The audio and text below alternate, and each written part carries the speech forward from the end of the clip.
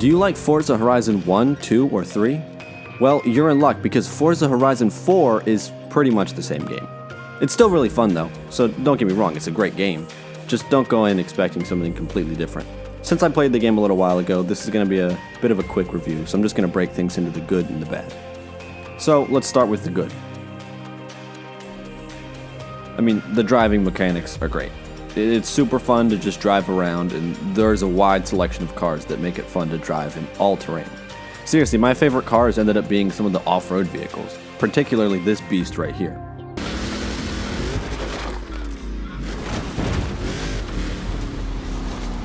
And the game looks incredible. I mean, even on the regular Xbox One, it looks so good. And the changing seasons added for some interesting races and challenges. Speaking of challenges, the online speed zone scores are back, and my friend and I had a ton of fun trying to beat each other's times, and both of us ended up in the top 20 on the global leaderboards, which was pretty cool.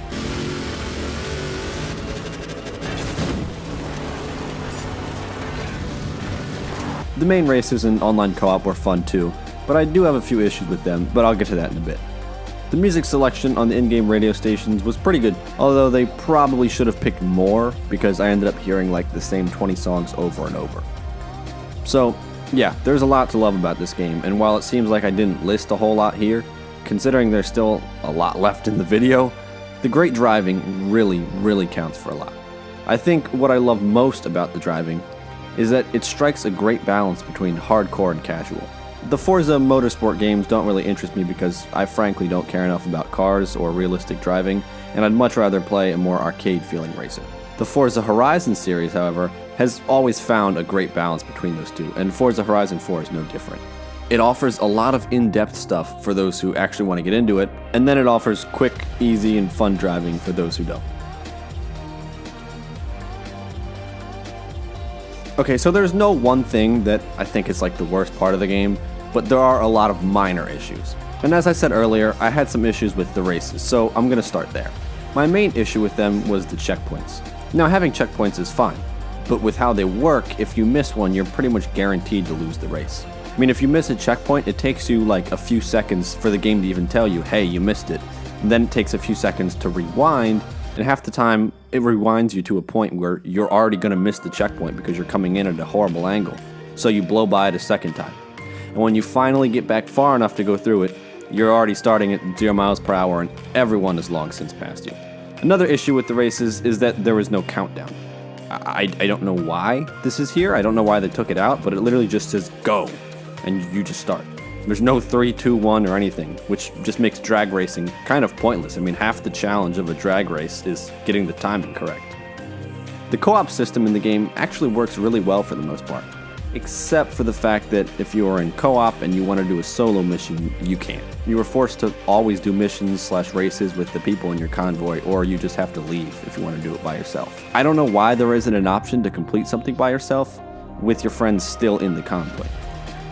As I said earlier, I love the speed traps, but there is one issue I have with them.